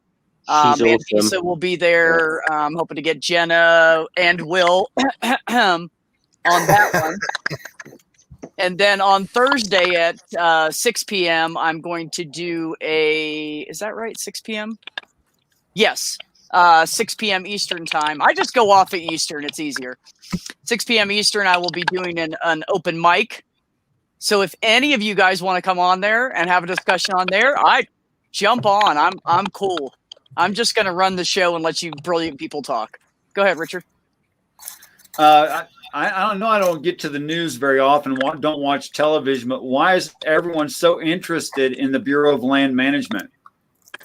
Dun-dun-dun. Just kidding. It's a bad joke. Let me clarify. I will be doing a BLM equality stream and where we stand that and what kind will of be BLM. happening. Okay. And hopefully what will be happening with the new administration. Why? Because Let me that explain damn that. post office gets too much press. Yeah. Stamps are too expensive too. Yeah. Okay, Yeah, go ahead you with the question, Jenny.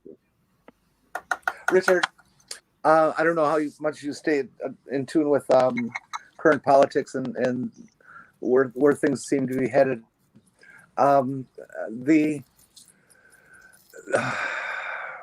There's going to be a big war in the United States over LGBT and particularly transgender rights. Okay, it's spread here from the UK.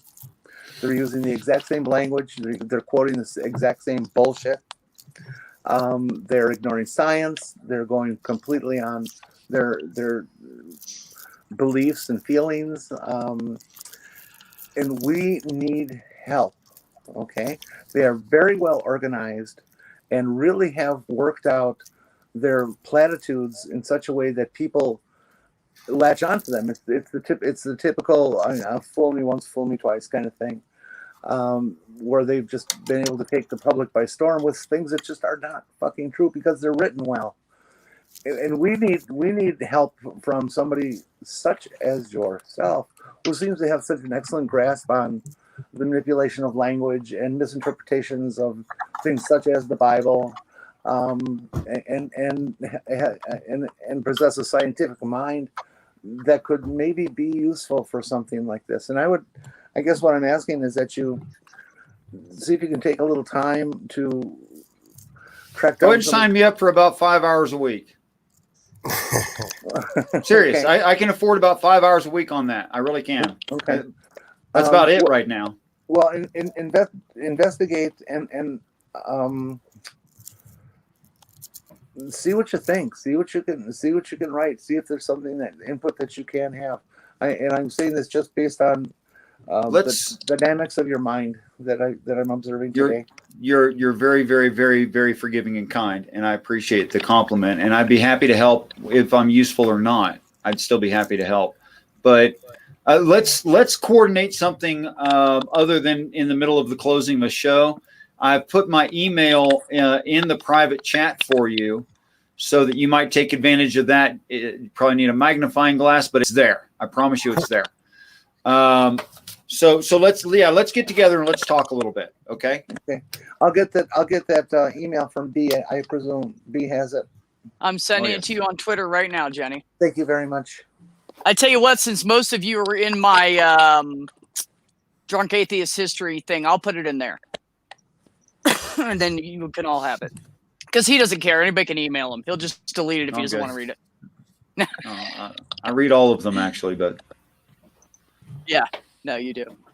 And just for a brief comment, the diagram behind you.